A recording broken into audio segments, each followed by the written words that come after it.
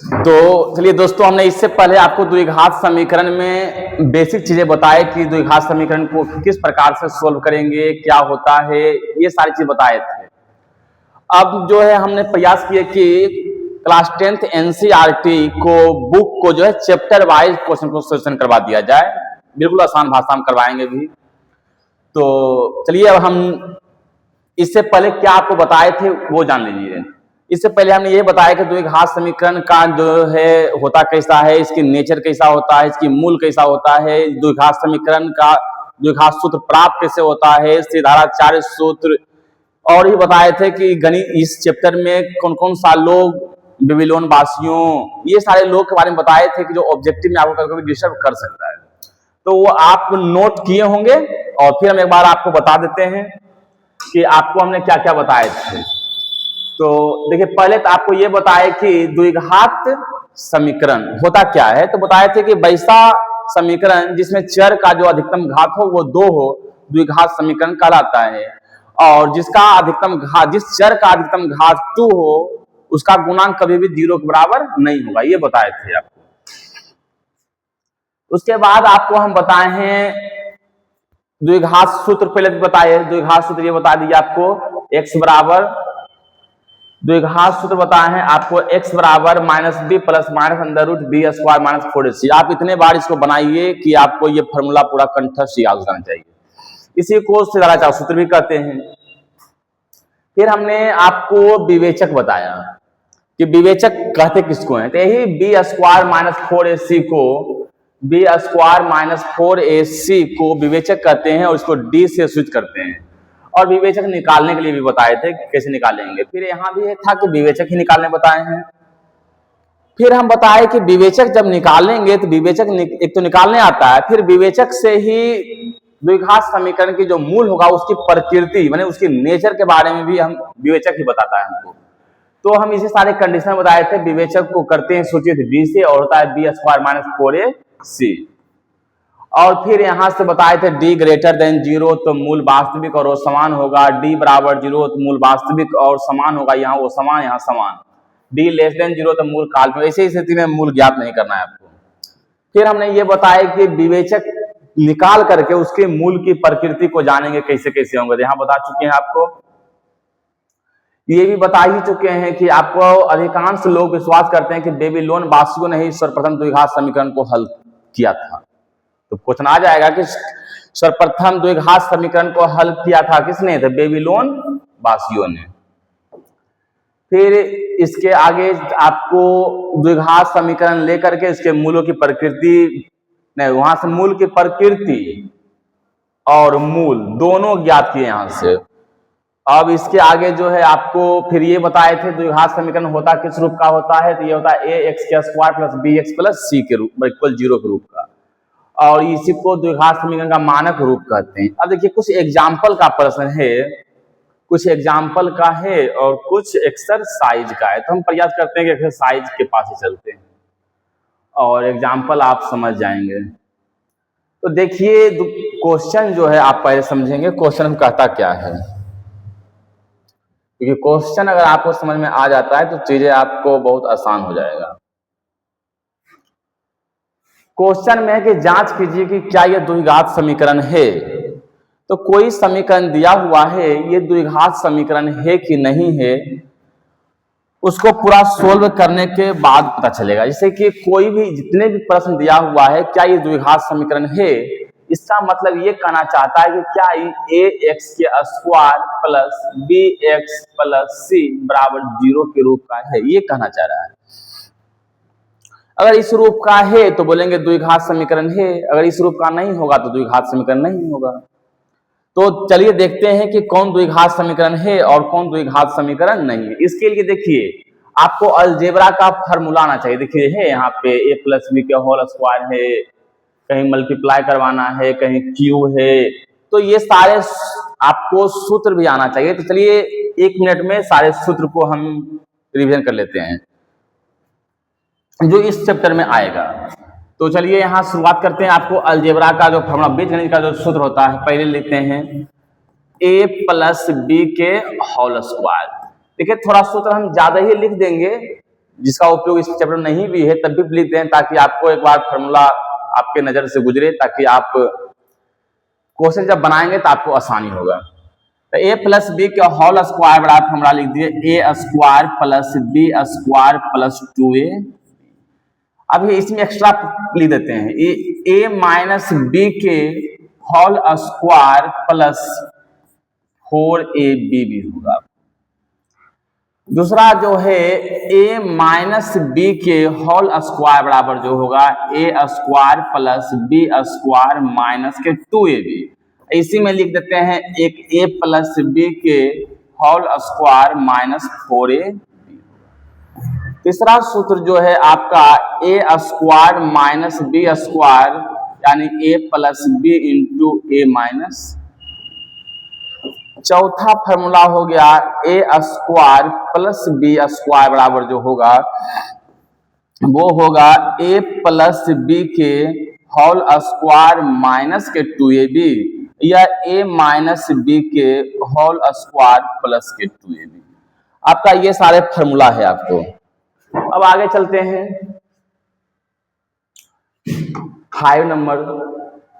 5 number में a plus b plus c के whole square बराबर जो होगा वो a square plus b square plus c square plus 2ab plus 2bc plus 2ca। Next आगे बढ़िए। नेक्स्ट जो फॉर्मूला आपका होगा ए प्लस बी के whole cube. A plus b के होल क्यूब होता है a cube plus b cube plus 3a square b plus 3ab square. इसी को ऐसे भी लिख सकते हैं a cube plus b cube plus 3ab into a plus. अब 7वां नंबर में समझिए ए माइनस बी के जो होल क्यूब होगा वो होगा a cube minus b cube minus 3a square b plus 3ab square. आप चाहें तो इनको भी से लिख सकते हैं a cube minus b cube minus 3ab into a minus के। अब आगे देखिए फॉर्मूला बताते हैं 8 नंबर होता है a cube plus b cube बराबर ए प्लस बी के whole cube minus 3ab into a plus b. A cube plus b cube बराबर होता है ए प्लस बी के whole cube minus 3ab into a plus b. इसमें important ये ज्यादा formula है a plus b into a square minus के a B और प्लस हो गया आपका बी स्क्वायर। 9 नंबर जो हो गया ए क्यूब माइनस के बी क्यूब बराबर ए माइनस बी के whole cube a minus b के whole cube plus 3ab into a minus b. Next इसी का है a minus b into a square plus a b plus का जो हो जाएगा आपका बी स्क्वायर। तो चलिए इतने फार्मूला से आपका काम चल जाएगा। ऐसे और भी सूत्र है लेकिन आपको इतने फार्मूला से काम चल जाना है इस द्विघात समीकरण में। तो आपको ये सूत्र फार्मूला पहले से याद ही होगा, लेकिन तब भी प्रयास किए कि आपको हम ये फार्मूला एक बार बता दें ताकि आप भूल गए होंगे तो लिख लेंगे। तो चलिए अब आपको क्वेश्चन के पास आते हैं। तो क्वेश्चन तो आपको यही है कि जांच करके बताना है कि कौन द्विघात समीकरण है और कौन द्विघात समीकरण नहीं है। तो ये पहला प्रश्न क्वेश्चन जो है आपका कि x प्लस 1 के होल स्क्वायर बराबर 2 इंटू एक्स माइनस 3 क्या ये द्विघात समीकरण है? तो देखिए है कि नहीं, इसकी जांच करेंगे। कैसे जांच? ये सारे प्रश्न नहीं बताएंगे, जो आपको तरीका बता देंगे ताकि आप आसानी से बना पाएंगे। तो मान लीजिए कि पहला ही प्रश्न लेते हैं कि x प्लस 1 के होल स्क्वायर बराबर 2 इंटू एक्स प्लस 3 और ये बताना चाह रहे हैं क्या ये द्विघात समीकरण है कि नहीं। चलिए x प्लस 1 के होल स्क्वायर बराबर 2 इंटू एक्स प्लस 3। जब आप इनको सोल्व करेंगे यहां से तो x प्लस 1 यानी x को a मानिए 1 को b मानिएगा तो फॉर्मूला यहां से बन जाएगा आपको x a प्लस बी के होल स्क्वायर। और a प्लस बी के होल स्क्वायर का फॉर्मूला आप जानते हैं होता है a स्क्वायर, तो मतलब समझिएगा x के स्क्वायर प्लस b के स्क्वायर तो 1 के स्क्वायर प्लस 2ab तो 2 इंटू एक्स इंटू 1, यहां से मल्टीप्लाई करा 2 इंटू एक्स 2x प्लस 3 दूनी 6। जब इतने को जब आप सोल्व करेंगे तो यहां से आएगा आपका x के स्क्वायर। अब देखिए यहां से 1 के स्क्वायर 1 प्लस 2x सबको इधर लाइए तो माइनस के 2x माइनस के 6 इक्वल 0। जब इतने को सोल्व आप करेंगे तो आएगा x के स्क्वायर। अब देखिए 2x से तो 2x कैंसिल हो जाएगा यानी कट जाएगा, तो प्लस 1 माइनस 6 यानी माइनस 5 बराबर 0। क्या ये द्विघात समीकरण है? तो बोलना है द्विघात समीकरण है। क्यों द्विघात समीकरण है? बोले द्विघात समीकरण में x स्क्वायर का गुणांक केवल 0 नहीं होनी चाहिए, अन्य 0 हो सकता है। यानी आप ज्यादा खुश हैं, समझाना चाहते हैं तो लिख लीजिए x के स्क्वायर प्लस 0x माइनस 5 बराबर 0। यानी ये जो है ax के square plus bx plus c बराबर 0 के रूप का है, इसलिए यह द्विघात समीकरण है, यही लिखना है। तो आपने द्विघात समीकरण को देख रहे हैं कि द्विघात समीकरण है तो उसको किस टाइप से बनाना है, उसको बताना है कि द्विघात समीकरण है कि नहीं है। तो द्विघात समीकरण है कि नहीं है। अब देखिए दूसरे प्रश्न पे चलते हैं। दूसरा प्रश्न आपको ले लेते हैं। ये दूसरे प्रश्न को अगर आप लेकर चलेंगे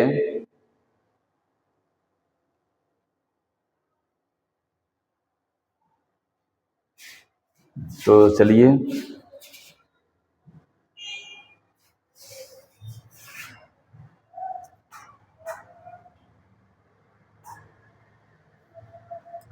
दूसरा प्रश्न के इस साइड ले चलते हैं। जैसे मान लीजिए कि आपको जो है क्वेश्चन जो लगे भारी वही बताया जाए। मान लो कि इस प्रश्न को लेते हैं, ये वाला क्वेश्चन नंबर 3 है।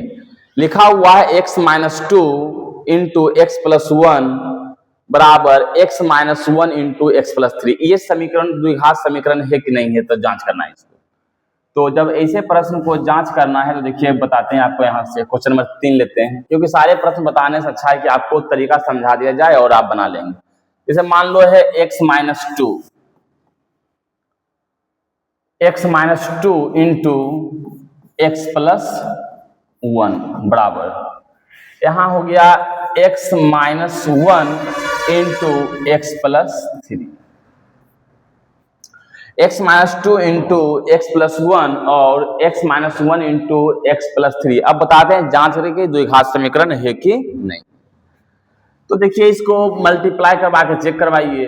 x से कराएंगे ना x इंटू एक्स के स्क्वायर और x इंटू 1 x ही हो जाएगा, minus 2 into x minus 2x और माइनस 2।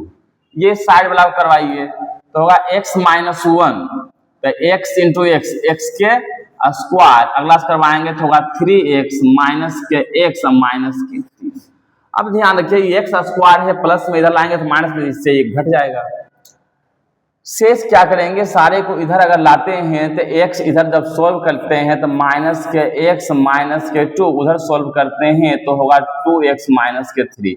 जब सारे को इधर ले आते हैं तो होगा माइनस के 3x प्लस 1 बराबर 0। देखिए इसमें x का जो है अधिकतम घात कितना है 1 है। क्या ये द्विघात समीकरण है? तो बोलेंगे द्विघात समीकरण नहीं है। ये द्विघात समीकरण नहीं है। ये द्विघात समीकरण नहीं है। क्यों नहीं है? बोलना है ये x square plus b x plus c बराबर 0 के रूप का नहीं है।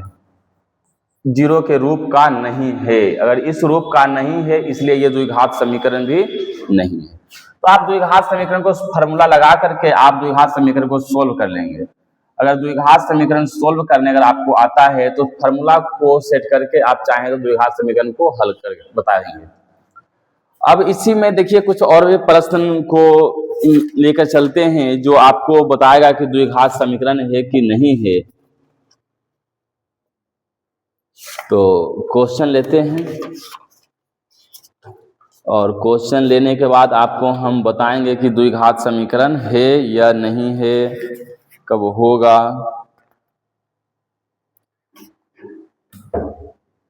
इसे मान लीजिए कि आपको ये ले लीजिए, द्विघात समीकरण है कि नहीं है।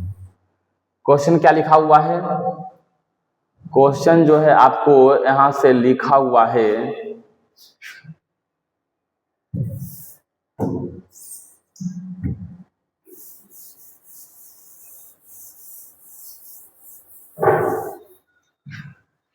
क्वेश्चन लिखा है आपको x³ minus 4x square minus x plus 1, यानी क्वेश्चन नंबर 8 ले लेते हैं। लिखा हुआ है x³ माइनस 4x के स्क्वायर माइनस x प्लस 1 बराबर, यहां से लिखेंगे हम x माइनस 2 के होल। अब देखिए ये प्रश्न को पूछता है कि द्विघात समीकरण है कि नहीं है। तो देखिए द्विघात समीकरण है कि नहीं है जांच करते हैं। तो ये साइड वाला तो टूटा हुआ है, जिसको जैसा है वैसे लिख दीजिए, x³ माइनस 4x के स्क्वायर माइनस x प्लस 1। इधर देखिए x माइनस 2 के क्यू है, इसका मतलब x को a मानते हैं, 2 को b मानते हैं, तो हो जाएगा x माइनस 2 के होल क्यू। और इससे पहले जस्ट हम आपको सूत्र बताए हैं a माइनस b के whole cube. a minus b के होल क्यू होता है a क्यू, तो x³ माइनस b क्यू, तो 2 के क्यू कितना हो जाएगा आपको 8, माइनस 3a स्क्वायर b, तो 3 दूनी 6x के स्क्वायर प्लस 3ab स्क्वायर, तो 2 दूनी 4, 4 तिया 12x।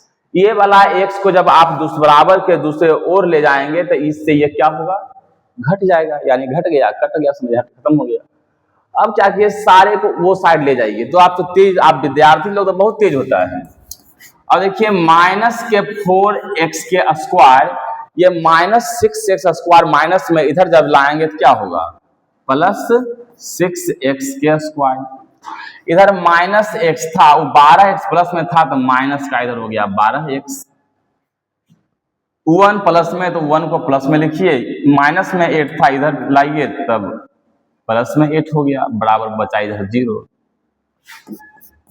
यानी यहां से आपका आ गया 6x के स्क्वायर माइनस 13x प्लस 9 बराबर 0। क्या ये द्विघात समीकरण है?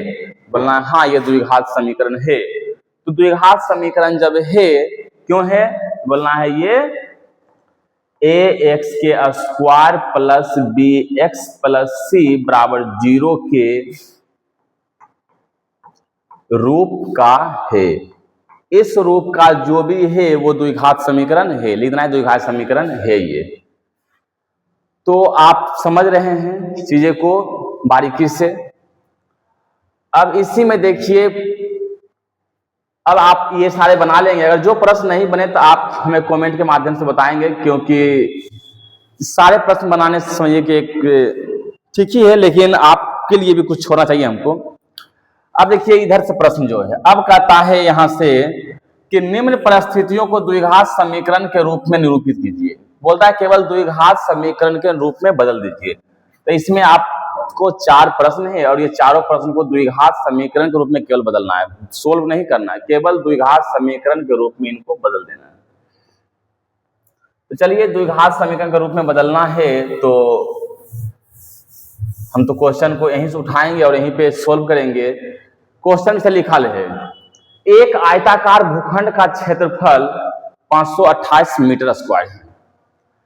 क्षेत्र की लंबाई चौड़ाई के दुगने से 1 अधिक है। क्षेत्र की लंबाई जो बोल रहा है, क्षेत्र की लंबाई जो है चौड़ाई के दुगने से 1 अधिक है। इसका मतलब ये कह रहा है कि अगर चौड़ाई पता चल जाए तो 2 से गुना करके 1 जोड़ देते हैं तो वह लंबाई आ जाएगा। तो 30 पे ही 2 प्रश्न पूछ लिया जाए आप लोग से। बोले अगर चौड़ाई है 2 तो लंबाई कितना, तो बोलेंगे 2 दूनी 4 और 1 5, लंबाई आपका हो जाएगा 5। चौड़ाई कह दिए 7, तो 7 × 14 1 15, तो लंबाई कितना हो जाएगा 15। बोल दीजिए कि चौड़ाई बोलिए 8, तो 8 × 16 1 17, लंबाई कितना हो जाएगा 17। इसी प्रकार से इसका मतलब ये है कि आपको लंबाई या चौड़ाई एक ज्ञात हो जाने से शेष भी ज्ञात हो जाएगा आपको। उसी में लिखल है तो भूखंड की लंबाई और चौड़ाई को ज्ञात कीजिए। तो भूखंड की लंबाई और चौड़ाई को ज्ञात करना। चलिए इधर पेज, नेक्स्ट पेज लेने से अच्छा है कि यहीं पे बनाते हैं आपको।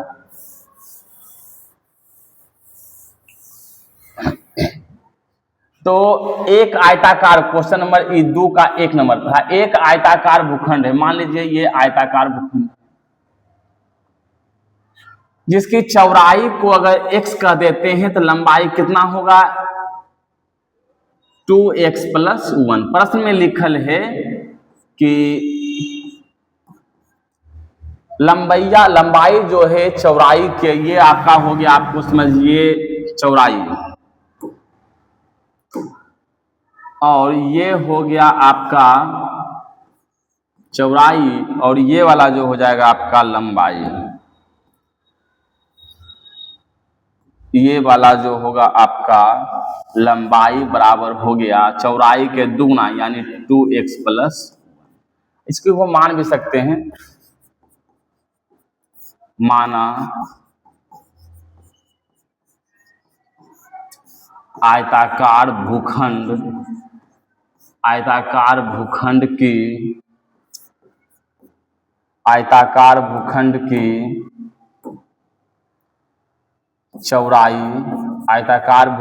चौड़ाई x तथा लंबाई 2x + 1 मीटर, यहां भी लगा दें मीटर, यहां भी मीटर है।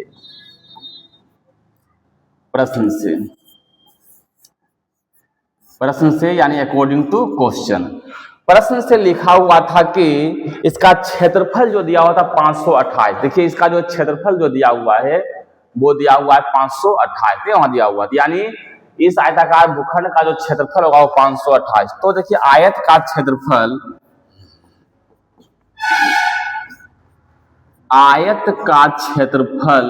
दिया हुआ है 528। आयत का क्षेत्रफल का लंबाई गुने चौड़ाई, तो लंबाई आपका हो गया 2x + 1 और चौड़ाई हो गया आपका x बराबर जो हो गया 528। इससे जब गुना करवा देंगे आप यहां से तो होगा 2x² + x, ये प्लस में इधर लाइए माइनस में, हुआ ये -528 बराबर जो हो गया आपका 0।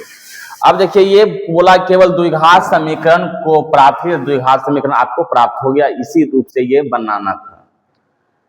दूसरा प्रश्न है दो क्रमागत धनात्मक पूर्णांकों का गुणनफल 306 है। देखिए दो क्रमागत धनात्मक पूर्णांक, यानी ये कहना चाह रहा है कि दो क्रमागत धनात्मक पूर्णांकों का जो गुणनफल है वो कितना है 306। तो दो क्रमागत में लगातार अगर एक वो x से दूसरा x + 1 होगा, तो यहां पे बना लेते हैं, यानी कितना था 306, यानी वो था 306।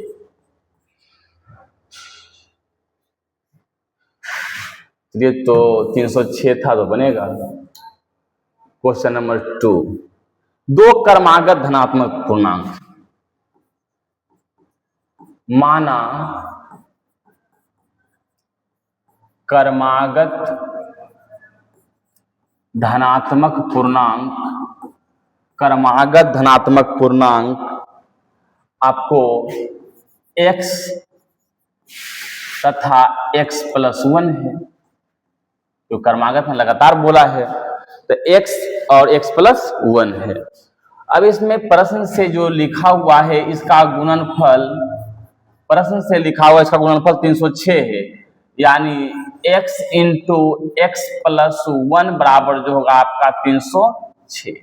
जब यहां मल्टीप्लाई करवाएंगे तो x² + x बराबर जो होगा वो 306, यानी जब इसी को आगे बढ़ाएंगे तो x² + x - 306 बराबर जो आ जाएगा 0। और ये द्विघात समीकरण के रूप में आ गया, यानी इसको केवल समीकरण ही प्राप्त करने के लिए कह ही रहा था आपको।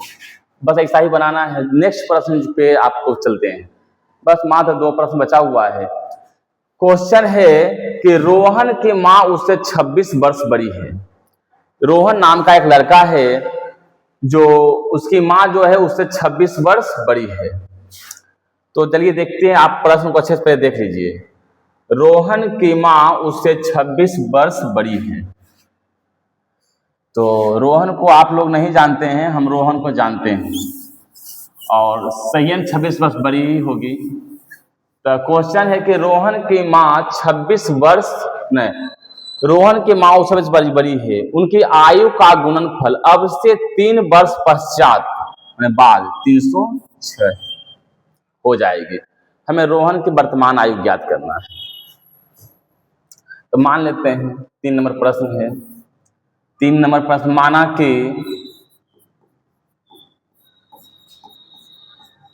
माना रोहन का वर्तमान आयु x वर्ष तथा माँ का या की वर्तमान आयु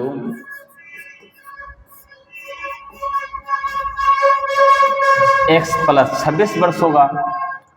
x प्लस 26 वर्ष प्रश्न से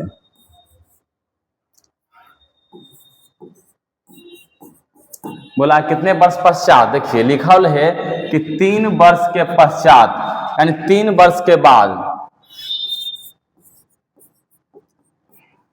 3 वर्ष पश्चात आयु का गुणनफल 3 वर्ष के पश्चात आयु का गुणनफल। देखिए रोहन अभी x वर्ष का है, तो 3 वर्ष के बाद कितना हो जाएगा, तो बोलना है x प्लस। उसकी माँ अभी x प्लस 26 वर्ष की है, तो 3 वर्ष के बाद क्या हो जाएगा, तो x प्लस 29। 3 वर्ष के पश्चात आयु का गुणनफल हो जाता है आपको 360। यहां से जब आप सोल्व करेंगे इसी को, तो x इंटू एक्स होता है x के square plus 29x plus 3x, 29 दिया 87, बराबर जो होगा वो 360। यहां से जब आप आगे बढ़ाएंगे तो यहां से होगा x के स्क्वायर और 29 3, ये हो गया 32x, ये 87 प्लस में जब इधर लाएंगे तो यानी 306 में 87 घटाइए, यानी यहां से 360 में 87 को माइनस करेंगे, 7 3 10, ये हो गया 15, 7 273 माइनस 273, यानी यहाँ आएगा माइनस 273 बराबर 0। तो ये भी द्विघात समीकरण है, तो समीकरण सोल्व कर दिया गया है।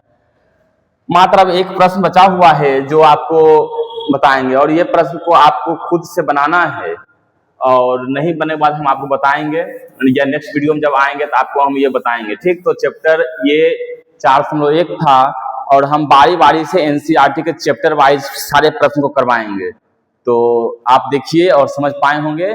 ये प्रश्न खुद से बनाना है, नहीं बनेगा तो फिर आप कमेंट के माध्यम से बताएंगे। ऐसे भी हम अगले जब वीडियो बनाएंगे तो प्रयास करेंगे कि इसको बता दें आपको। तो चैनल को आप लाइक सब्सक्राइब करेंगे। धन्यवाद।